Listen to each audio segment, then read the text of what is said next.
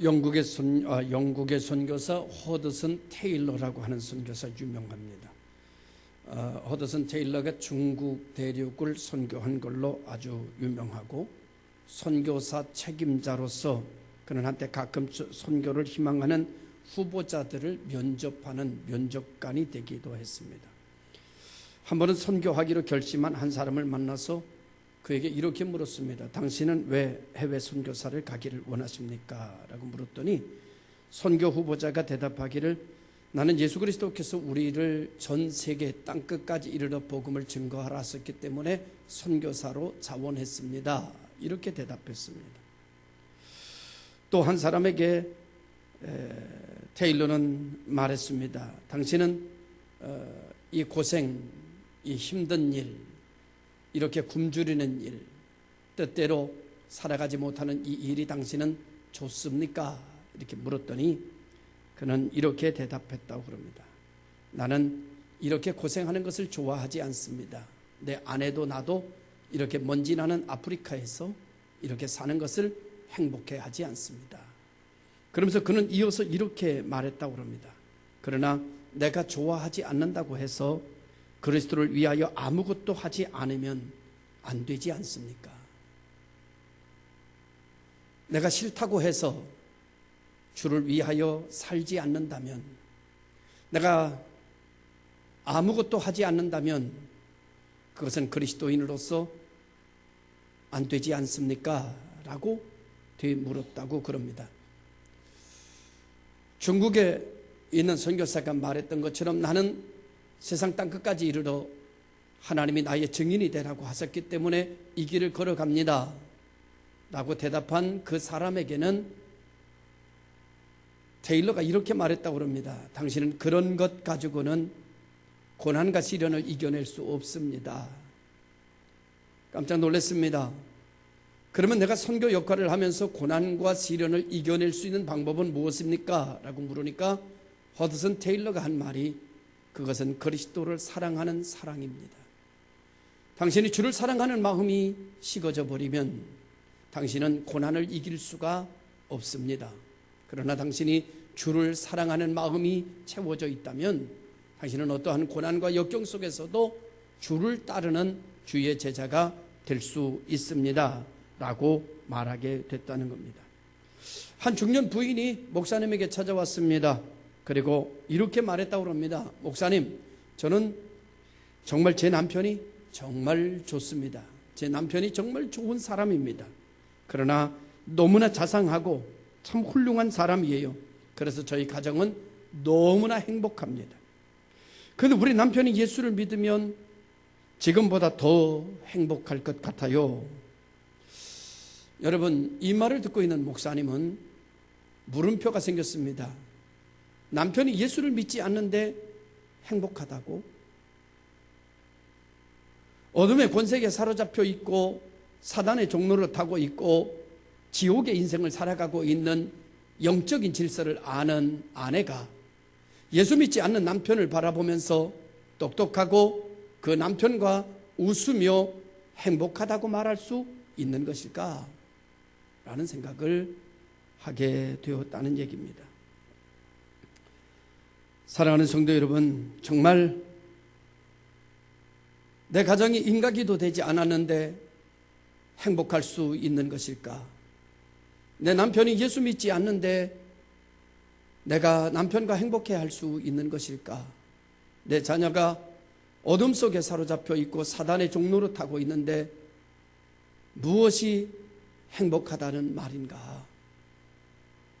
라는 생각을 하게 된 것입니다. 아마도 바른 신앙을 가지고 있는 사람이라면 그럴 수 없어야 되는 것 아닌가? 라는 생각을 하면서 마가복음 19장 22절에 한 어머니가 자녀를 데리고 와 예수님에게 귀신이 저를 죽이려고 불에도 넘어지게 하고 물에도 넘어지게 하나이다. 그러나 무엇을 하실 수 있거든 우리를 불쌍히 여겨 주십시오 라고 요구하는 어머니 앞에 예수님께서는 이렇게 말씀하셨습니다. 할 수 있거든이 무슨 말이냐? 믿는 자에게는 능치 못함이 없느니라. 사람들은 일반적으로 다 자기 생각과 자기 가치관을 가지고 살아갑니다. 그러면서 동시에 사람들은 다 자기 한계를 뛰어넘는 인생을 살고 싶어 합니다.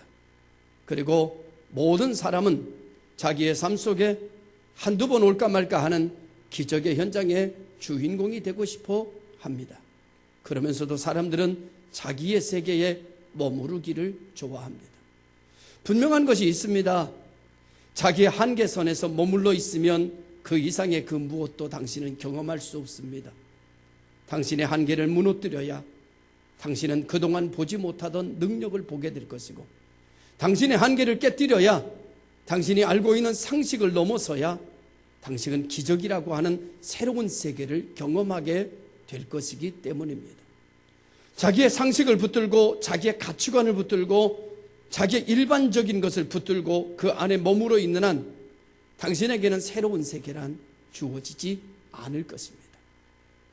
당신이 새로운 세계, 기적의 현장, 표적의 현장, 당신이 놀라운 능력의 사람이 되고 싶어하는 그 세계에 가장 먼저 방해하는 적은 자기 자신입니다. 환경도 아니고 그 어떤 이웃도 아니고 그 누구도 아닙니다. 자기의 삶을 기적적인 능력의 삶으로 가지 못하게 붙들고 막는 것은 자기의 상식입니다. 자기 자신입니다. 기적을 방해하는 것은 그 누구도 아닙니다. 자기 자신이 자기에게 나타나는 기적을 방해하고 있다는 것입니다. 한계를 뛰어넘고 싶으십니까? 그럼 당신의 울타리를 헐어버리십시오. 당신이 한계를 뛰어넘고 싶으십니까? 그러면 새로운 진리에 새로운 가치관을 붙들어 보십시오. 당신이 새로운 가치관과 새로운 길에 들어서지 않으면 당신에게는 새로운 일은 생겨지지 않습니다. 당신이 새 일, 새 나라, 새 역사를 보려고 하면 당신이 지금까지 살아왔던 그런 가치관과 지금까지 당신의 삶을 결정했던 것을 놓고 새로운 세계의 가치관을 붙잡아야 새 세계가 열려지게 되어지는 것은 너무나 당연한 것입니다. 귀신 들린 딸을 이렇게도 해보고 저렇게도 해봤습니다. 나름대로 자기가 할 수 있는 방법을 다 해봤습니다. 그런데 오늘 성경은 뭐라고 말하는가 하면 믿으면 하나님의 영광을 볼 거라고 말합니다. 할 수 있거든요. 무슨 말이냐? 믿는 자에게 능치 못함이 없느니라입니다. 이 어머니에게는 믿음으로 병 고치는 일은, 믿음으로 귀신 쫓는 일은 새로운 가치관입니다. 그러나 자기를 깨뜨리고 주님이 말씀하시는 이 가치관을 붙들어야만 새 일을 경험할 수 있게 되고 그들의 한계를 뛰어넘을 수 있는 것이 되어지게 되는 것입니다. 사람들은 누구나 다 새 역사를 기대합니다. 자기의 삶 속에 기적이 나타나길 원합니다. 자기의 삶 속에 햇빛이 들기를 원합니다. 인생이 한번 뭔가 변화가 일어나기를 원합니다. 그러면서도 정작 자기가 잡았던 것은 놓지 않습니다. 자기가 잡았던 것을 놓지 않고 다른 것을 붙잡지 않는 한 다른 세계는 열려지지 않는다는 것이 일반적 또 다른 상식입니다. 전도 하면 됩니다. 전도 안 하면 안 됩니다. 우리 인생도 모든 게 다 마찬가지입니다. 하면 됩니다. 안 하면 안 됩니다. 왜 안 합니까? 왜 합니까? 그것이 문제입니다. 왜냐하면 하나님은 인간에게 할 수 없는 일을 시킨 적은 단 한 번도 없습니다. 할 수 없는 것은 언제나 우리에게 시키지 아니하고 주님이 친히 행하셨습니다. 성경을 보면 할 수 있는 일만 인간에게 시키시고 인간이 할 수 없는 일은 하나님이 하셨습니다. 그러므로 인간이 모든 것을 하는 것 같지만 실질적으로 결정적인 불가능한 일은 하나님이 그 일을 감당해 주셔서 사람이 할 수 없는 일을 하게 하셔서 이것을 성경은 기적이다, 표적이다, 하나님의 능력이다라고 이구동성으로 말하게 되는 것입니다. 그런데 사람들은 왜 그 일을 하지 못하는가 하면은 내가 다 해야 되는데 내 힘에 내 한계 속에 다 들어와야 되는데, 하나님은 내가 다 할 수 있는 일은 하나님은 절대 시킨 일이 없습니다. 사람이 할 수 있는 일은 사람이 하면 되지 뭘 하나님이 시켜요. 자기가 하면 되지.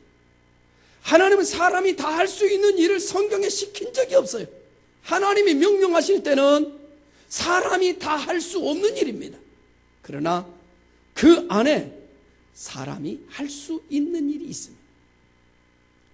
사람이 할 수 있는 일은 사람이 하고, 하나님이 하실 수 있는 일은 하나님이 하셔서 기적을 나타나게 하셨고, 인간의 한계를 뛰어넘는 것을 보여주셨고 나타내 주시는 역사가 나타나게 하셨습니다. 오늘 이 시대에도 하나님 우리에게 명령하십니다. 그런데 그 명령하시는 일 속에는 분명히 내가 할 수 있는 일이 있습니다. 그러나 내가 다 할 수 있는 것은 아닙니다. 그래서 하나님과 내가 합작해서 이루어지는 세계를 펼쳐지는, 그래서 이 일들은 믿음이 없이는 할 수 없는 일이라고 성경은 이야기하고 있습니다. 그러므로 사람의 힘만 가지고는 불가능한 일이지요. 그래서 하나님은 이 시대에 하나님의 일을 이루기 위하여 하나님의 동역자를 찾고 계십니다. 그래서 하나님은 홍해의 기적을 나타내셨고요, 하나님은 나사로를 살리는 역사가 일어났습니다. 분명히 홍해의 기적을 일으키는 일에 있어서 모세가 지팡이를 가지고 홍해를 가리키는 일은 그의 상식과 그의 한계를 뛰어넘는 행동이었습니다. 어렵지 않은 일이었지만 그 어렵지 않은 일을 홍해가 갈라지는 일로 그 행위를 행하기 위해서는 한 번도 해본 적이 없습니다. 그러나 자기의 상식과 자기의 가치관과 자기의 신념을 붙들었다라면 홍해 기적은 그에게 나타나지 않았습니다. 사랑하는 성도 여러분, 당신의 신념을 하나님의 말씀 쪽으로 방향을 틀어야 됩니다. 그래야 하나님의 기적을 맛볼 수 있습니다. 내가 중심하는 것이 아니라 하나님의 중심으로, 하나님의 말씀의 중심으로 하나님을 선택하고 하나님의 가치관을 따라갈 때에 하나님의 역사를 경험하는 성도들이 되어지는 것을, 체험하게 되는 것을, 또 다른 표적과 기적의 주인공이 되어지는 것을 믿으시기를 주의 이름으로 축원합니다. 예수님께서 멀리 떠나 계셨습니다. 그런데 나사로가 죽을 병이 걸린 거예요. 마르다와 마리아가 예수님을 초청합니다. 나사로가 죽게 됐습니다. 선생님 빨리 오셔서 나사로를 좀 기도해 주십시오. 고쳐주십시오. 근데 주님이 끄떡도 하지 않으세요. 그러다가 나사로가 죽었습니다. 그리고 장사된 지 사흘이 됐습니다. 예수님께서 그때 나타나셨어요. 그리고 마리아와 마르다에게 뭐라고 말씀하시는가 하면, 내가 내 상식과 내 가치관과 내 한계를 버리고 내가 너를 버리고 나를 믿으면 기적을 볼 것이다. 신앙생활은 뭐냐고 하면 나를 버리는 세상입니다. 나를 세우는 것이 아니라 나를 버리는 거예요. 나를 버리고 주님을 선택하는 거예요. 주님은 분명히 말씀하셨습니다. 아닙니다. 죽은 지 나흘이 됐습니다. 오시려면 좀 일찍 오셨으면 좋을 뻔하였나이다.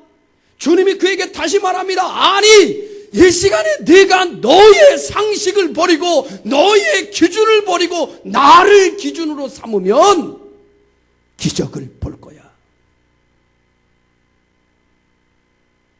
지금까지 있었던 일이 아닙니다. 그리고 한 단계 더 나아가 예수님은 이렇게 그 여인들에게 말합니다. 무덤의 문을 열어놔라. 죽은 지 사흘이나 됐습니다. 벌써 냄새가 납니다. 무덤문을 열 수 있는 인간은 없습니다. 무덤문을 열 수 있는 희망은 없습니다. 무덤문을 열 수 있는 상식은 없습니다. 무덤문을 열 수 있는 가치관은 없습니다. 이제 마르다와 마리아는 나를 주장할 것이냐 나를 버릴 것이냐의 기로에 섰습니다. 오늘 성경은 우리에게 말합니다. 너 자신을 버리면 하나님의 능력을 볼 것이다. 너 자신을 붙잡으면 너는 너의 세계 속에 살 것입니다.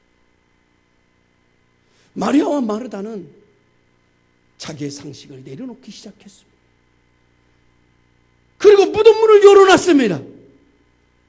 그랬더니 그는 자기의 힘으로 경험될 수 없는 새로운 세계를 보기 시작합니다. 그것은 그가 자기의 한계를 무너뜨렸기 때문입니다. 하나님은 오늘 이 시간 너의 한계를 무너뜨리라고 말하고 있습니다.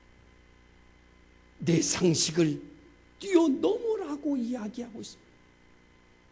내가 나의 한계를 붙들고 있는 한 새로운 일은 없습니다. 당신을 버리고 나를 버리고 주님의 말씀을 붙잡으면 지금까지 내 세계에 없었던 새로운 역사가 일어나기를 시작하는 것입니다. 하나님은 그런 무덤에 말씀하셨습니다. 나사로야 나오너라. 이게 웬일입니까? 나사로가 배로 동인 채 뛰어나오는 것이 아닙니까? 상상하지도 못했던 일입니다. 꿈도 꾸지 못했던 일입니다.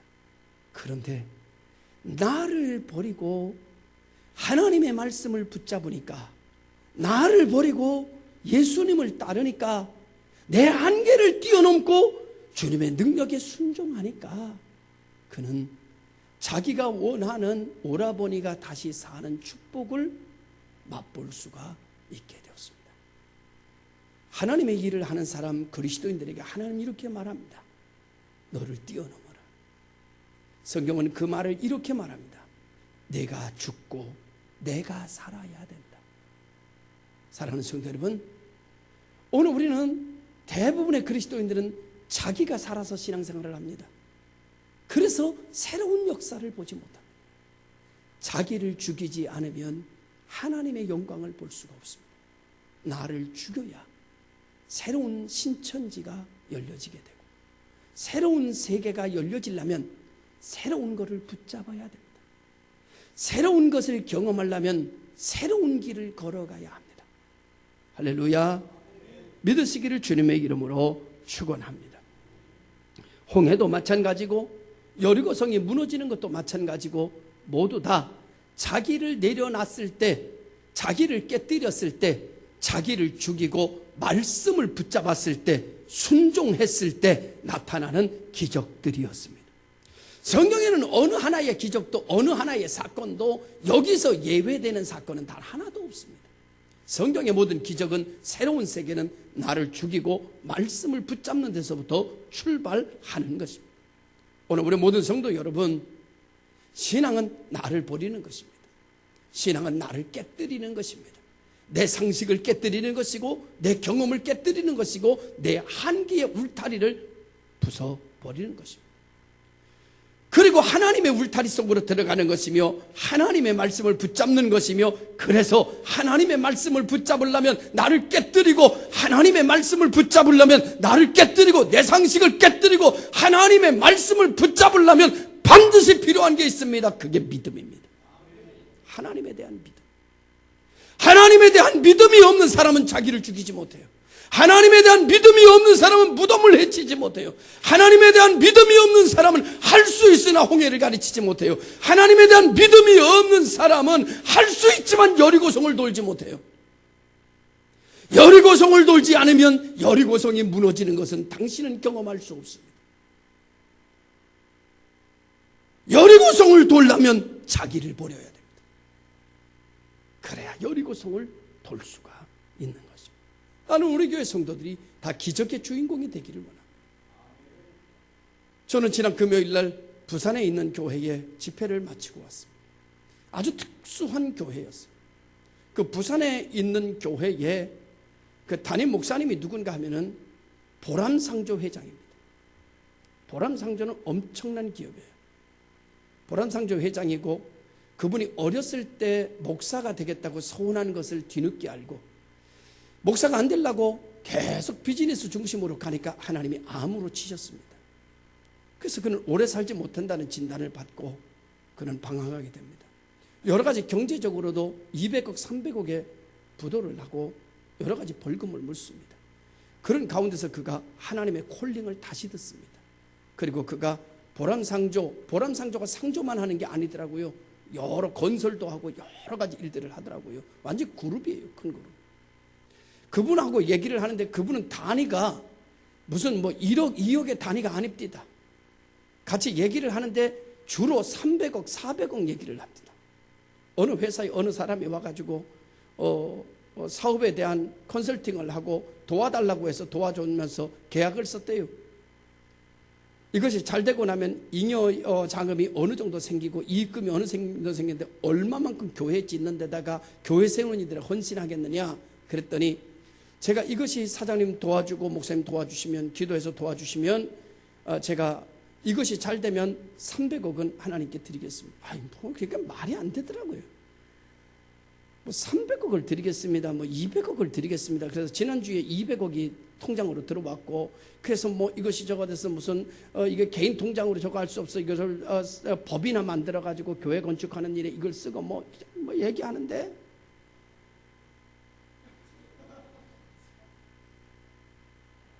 그런 거예요.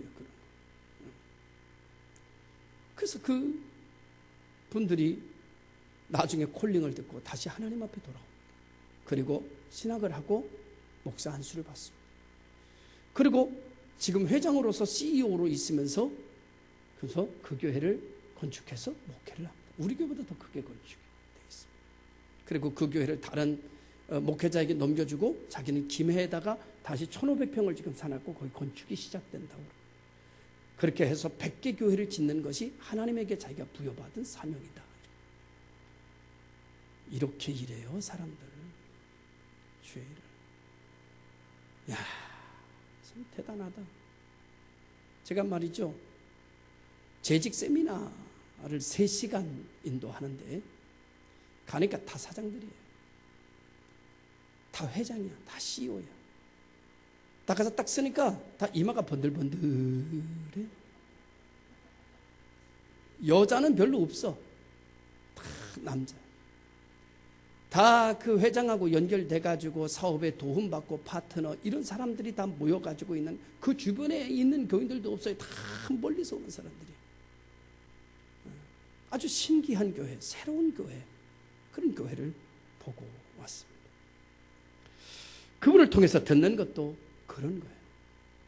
하나님의 일은 하나님이 하시고 하나님의 부르심에 응답할 때 하나님은 나를 통해서 왜 이렇게 역사하시는지 모를 정도로 놀라운 역사를 이루어 가십니다 라고 하는 고백입니다. 길을 보니까 나보다 조금 커요. 사랑하는 성도 여러분, 하나님의 일을 하는 사람은 자기를 내려놓은 사람입니다. 자기를 내려놓지 않고는 하나님의 일은 불가능합니다. 기적을 보고 싶으세요? 표적이 나타나길 원하세요? 당신을 깨뜨리세요. 그리고 주의 말씀을 붙잡고 하나님을 바라보세요. 나를 주장하지 말고 하나님의 말씀, 이것이 하나님의 영광이 되는 일이냐 하나님의 영광이 되지 않는 일이냐를 평가하세요. 그리고 앞으로 달려가세요. 하나님께서 당신과 함께 하실 것이며 하나님의 말씀을 붙들고 가는 그 기준에 하나님의 역사의 열매가 맺혀지는 역사가 일어나게 될 줄로 믿습니다. 여러분, 전도는 사람의 일이 아닙니다. 전도는 목사가 시키는 게 아닙니다. 전도는 하나님이 시키신 일입니다. 전도는 하나님이 시킨 일이기 때문에 사람이 다 할 수 있는 일이 아닙니다. 사람이 할 수 있는 일이 있고 하나님이 하시는 일이 있습니다. 사람의 일은 가서 전하는 일이고 그 사람을 움직이는 일은 하나님의 역사입니다. 사람은 사람을 움직일 수가 없어요. 하나님이 역사하셔야 그 사람들이 움직이는 역사가 일어나게 되는 줄로 믿으시기를 주의 이름으로 축원합니다. 오늘 본문은 기독교인들을 핍박하고자 하는 사울에 대한 내용으로 기록되어 있습니다. 사울은 기독교를 말살시키는 또 핍박하는 우두머리로서의 역할을 하고 스데반이라고 하는 복음 증거자를 죽이는 일에 가담하는 아주 포악한 사람이었습니다. 그런 기독교를 핍박하기 위해서 수많은 기독교인들을 만나게 되고 수많은 기독교인들을 옥중에 갖다 가두게 됩니다. 그런데 놀랍습니다. 수많은 사람들을 죽이고 수많은 사람들의 기독교인들을 만나면서 그 기독교인들을 감옥에다 가두는 일을 하는데 놀라운 일이 생기는 겁니다. 기독교인을 만나면 만날수록 자기 속이 무너지는 거예요. 그는 기독교인을, 진짜 기독교인을 만나면서 그들에게 받는 영향이 신비합니다. 그들에게 느껴지는 게 신비합니다. 그들에게 들려지는 말들이 신비합니다. 그런 능력을 통해서 자기의 내면의 세계가 무너지고 무너집니다. 그는 자기의 내면의 세계가 무너지는 것을 갖다가 어떻게 해서도 붙잡으려고 그는 겉으로 더 포악한 형태를 취하기 시작합니다. 그러나 여러분, 속이 무너진 사울은 결국 겉도 무너지게 됩니다. 그는 마지막에 다메섹 도상으로 올라가다가 그는 그 자리에서 큰 빛에 휩싸이게 되고 그는 하나님의 음성을 듣게 되었습니다. 사울아, 사울아, 어찌하여 네가 나를 박해하느냐? 사울이 이렇게 말했습니다. 당신은 누구십니까? 내가 언제 당신을 박해하였나이까? 여러분, 하나님께서는, 주님께서는 나와 동일시 하시기를 좋아하십니다. 정동천이는 곧 주님이고 주님은 곧 정동천이고 이렇게 인정하시고 이렇게 하시기를 기뻐하세요. 그런데 문제는 정동천이가 주님을 동일시하기를 싫어합니다. 말이 안 되는 일이에요. 주님이 나와 동일시하기를 싫어하셔야 되고 내가 주님과 동일시하기 위해 막 애써야 됩니다. 근데 반대가 됐어요. 능력도 없는 놈이 능력 많으신 주님은 나랑 같이 있자고 하는데 나는 주님을 자꾸 밀어냅니다. 이게 참 문제죠. 여러분, 그 교회에 왜 그렇게 CEO들이 많이 모인지 아십니까? 다 그 보람상조 회장한테 뭔가 다 얻을 게 있다고 생각해서 몰려오는 CEO들입니다. 그리고 그 목사님은 그런 것을 통해서 또 믿음을 집어넣고 그들을 주님의 사역에 동참시키는 일을 하고 있는 것입니다. 사랑하는 성도 여러분, 서울에서 부산까지가 멀지 않더라고요. 목적이 있으니까, 원함이 있으니까 서울에서 부산까지가 멀지 않고 부산에서 서울까지가 멀지 않아요. 서울에서 대부분 일주일 중에 그분이 지내는데 그 회장을 만나고자 하는 사람들이 너무나 많답니다. 그런데 다 만나줄 수가 없대요. 그래서 서울에서 그 회장을 만나기가 하늘의 별따기래요. 근데 어디 가면 만나는가 하면 교회 가면 만나요. 그러니까 다 교회로 오는 거예요. 여러분, 주님 만나기 위해서 줄 좀 대시기를 바랍니다. 힘들지 않습니다. 주님 만나는 일 멀지 않습니다. 오늘 여러분 성경은 이렇게 말하게 됩니다. 주님은 다른 사람들이 나에게 행한 일을 주님을 핍박했다라고 요구하십니다. 다른 사람들이 나를 원망하면, 나를 저주하면 주님은 이렇게 말합니다. 왜 너 나를 저주했느냐? 그 사람이 말합니다. 내가 어떻게 주님을 저주했습니까? 정동천이 저주한 게 곧 나를 저주한 것이다. 이렇게 말하는 거예요. 그러니 백골난망이죠. 몸둘 바를 모르죠. 이게 하나님이 날 사랑하는 사랑이에요. 하나님은 나랑 하나로 생각합니다. 이제 여러분, 우리도 하나님이 나와 하나인 것으로 인정해야 돼요. 할렐루야. 그러면 놀라운 은혜가 임하게 되는 줄로 믿으시길 바랍니다. 이렇게 기독교를 핍박하던 사도 바울은 핍박을 위한 거지만 자꾸 기독교인을 만나니까 자기가 변화되는 거예요. 그렇습니다. 예수 잘 믿는 사람, 진짜 교인 자꾸 만나면 얼마 안 가서 그 사람도 예수 믿는 사람 됩니다. 예수 믿는 사람 하나 집안에 생기면 그 집안 전체가 예수 믿는 사람 됩니다. 예수 믿는 친구 자꾸 만나면 그 친구 예수 믿는 친구 됩니다. 예수 믿는 사람은 능력이 있습니다. 예수 믿는 사람은 하나님이 역사를 합니다. 그래서 사람의 능력의 범주를 뛰어넘어 있기 때문에 그 사람을 포용하고 그 사람을 변화시키는 능력이 그 사람 안에 있는 것을 믿으시기를 바랍니다.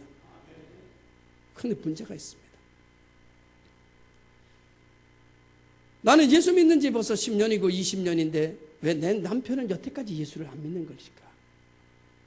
왜 내 자녀들은 예수를 안 믿는 것일까? 예수 믿는 사람이면은 그 사람과 함께 사는 사람은 멀잖아. 예수 믿는 사람이 되는데 빛 가운데 오는 사람은 어둠이 떠나고 빛으로 돌아오게 되어 있는데 왜 나는 예수 믿는 사람인데 왜 내 가족은 예수 믿는 사람이 안 되는 것일까? 왜 나는 예수 믿는 사람인데 왜 내 남편은 예수 믿는 사람이 안 되는 것일까? 나는 예수 믿는 사람 맨날 만나는 친구가 왜 예수 믿는 친구가 되지 않는 것일까? 이거야말로 물음표가 생기는 거라.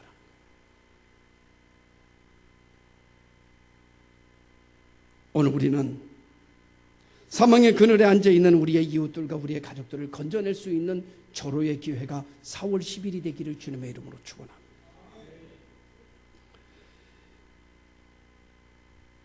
수천 년 동안 이것이 증명되어져 왔던 것이 교회의 역사이며 우리가 오늘 이 시간에 이 자리에 있다는 것 자체가 증명입니다. 오늘 사울은 드디어 하나님의 이름을 부르게 됩니다.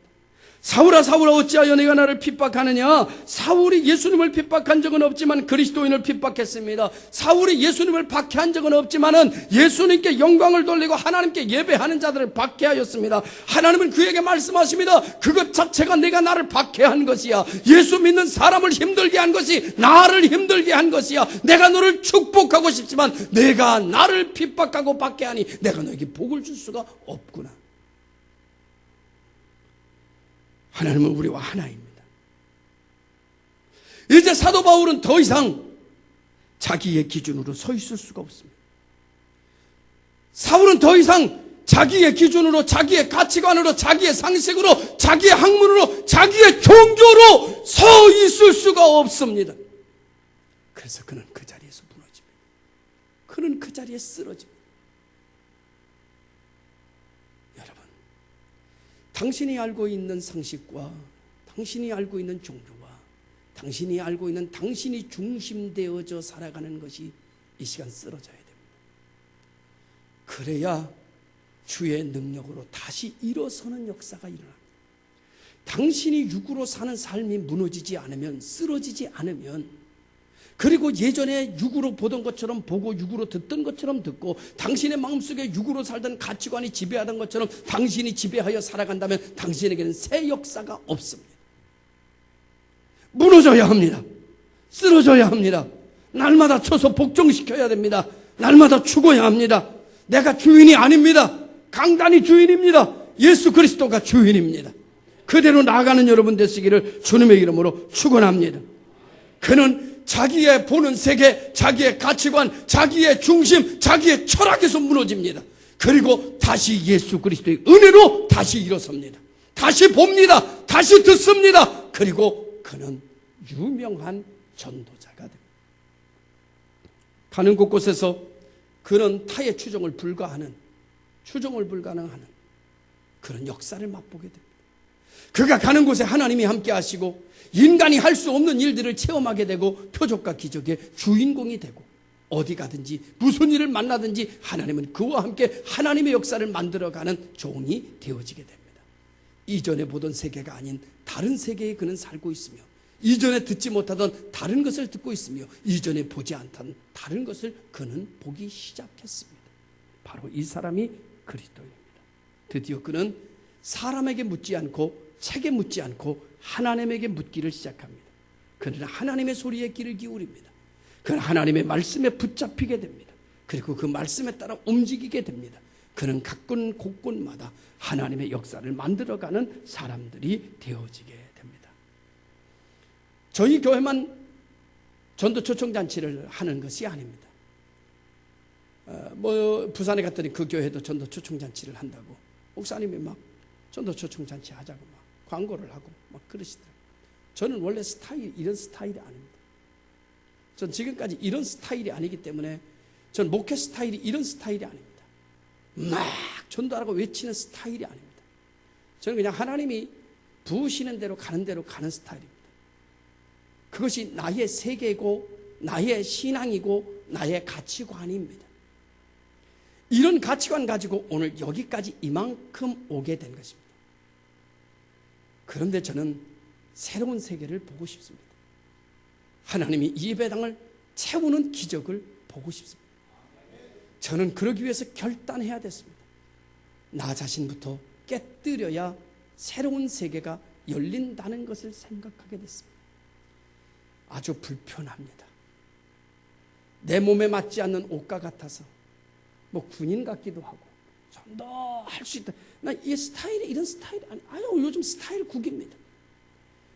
근데 스타일 국이고 이거 참 민망합니다. 이거 하면서도 민망합니다. 막 어떤 날 혀도 막 꼬입니다. 왜 안 하던 일을 하려니까. 근데 분명한 내 기준이 있습니다. 그건 뭔가 하면 내 기준을 깨뜨리지 아니하면 새 역사는 볼 수 없다. 이게 제 지금의 믿음입니다.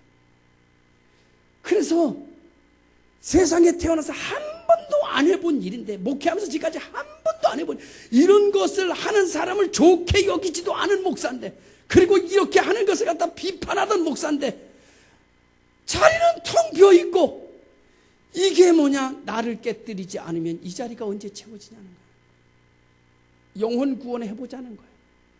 그러기 위해서 내 상식과 내 기준을 한번 깨봐야 되지 않겠는가. 여러분, 목사가 말이죠, 권위께 여러분 전도하십시오 이러고 끝나는 게 좋지. 아자 이게 초랑이 방정이고 이게 뭡니까 이게 지금, 이게 뭡니까 이게 안 맞아요 나하고. 내가 그래도 경주 정시 양경공파 내가 몇 대 자손인데 내가 이런 거 내가 안 맞습니다. 분명한 게 있습니다. 나를 깨지 않으면 하나님이 역사하지 않으신다. 이번에 나도 힘들고 여러분들도 힘들고, 여러분도 지금까지 한 번도 그런 거 안 시켰잖아요. 여기까지 10몇 년 동안 한 번도 해보지 않았어요 우리 교회. 근데 이번에 한번 해보자는 거예요. 여러분들도 몸에 잘 안 맞아요. 나도 잘 안 맞아요. 와 일어나라고 그러니까 못 일어나요. 왜? 지금까지 그렇게 배우질 않았거든요. 못 일어나는 게 당연하지. 근데 한번 깨뜨려 보자는 거예요. 아유 민망해. 이 민망함 한번 깨뜨려 보자는 거예요. 이건 뭐야? 이게 교회가 좀 이상해졌는데 저 목사님 왜 저러지 갑자기? 돌았나? 이거 한번 깨뜨려 보자는 거예요. 누군 하고 싶어서 하냐 말이요. 주님이 원하시니까 하지. 에? 누군 이거 하고 싶어요? 누구는 점잖게 설교하고 점잖게 끝나길 원하지. 뭐 전도 준비. 이게 무슨 이거 운동권입니까? 뭡니까 이거? 이거 누군 하고 싶습니까? 나도 안 하고 싶습니다. 그런데 하나님의 교회, 하나님의 핏값 세운 교회, 우리가 나름대로 나가 전도라도 해보려고 하면 한번 분위기를 만들어 보자는 차원이에요. 할렐루야. 나를 이상하게 보지 마세요. 나도 여러분이 이상해요. 우리 모두 다 이상해요.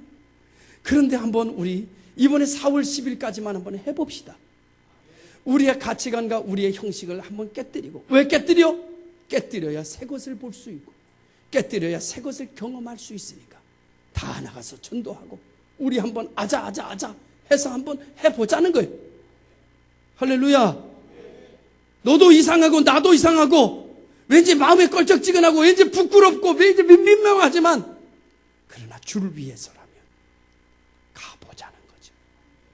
믿으시기를 주님의 이름으로 축원합니다. 하나님이 역사하실 것을 믿습니다. 사람은 주의 음성을 들어야 합니다. 그리고 나를 버려야 합니다. 하나님의 영광을 위하여 춤을 춰야 합니다. 하나님의 영광을 위하여 나를 내려놔야 합니다. 그러기 위하여서는 뭔들 죄 짓는 일 아니라면, 잘못된 것 아니라면, 하나님의 영광을 가리우는 것이 아니라면 해보자는 거예요. 하나님의 일을 높이며 그 분위기를 만들 수 있는 일이라면 해보자는 거예요. 해봅시다. 하면 된다. 해보자. 할 수 있다. 그렇게 한번 움직여보는, 힘들지만 담임 목사도 한번 움직여보고 여러분들도 움직여보고 같이 일을 만들어가는 하나님의 나라를 만드는 여러분 되시기를 주님의 이름으로 축원합니다. 그러므로 전도는 나 혼자 하는 일이 아닙니다. 하나님과 함께 하는 일입니다. 하나님이 왜 나를 전도인으로 사용하시느냐? 그건 내게 기적의 주인공이 되게 해주시기 위해서, 그리고 한계를 뛰어넘어 역사를 만들 수 있는 가정을 만들게 하기 위해서 당신의 가치관을 뛰어넘으라고 주님 말씀하고 있습니다.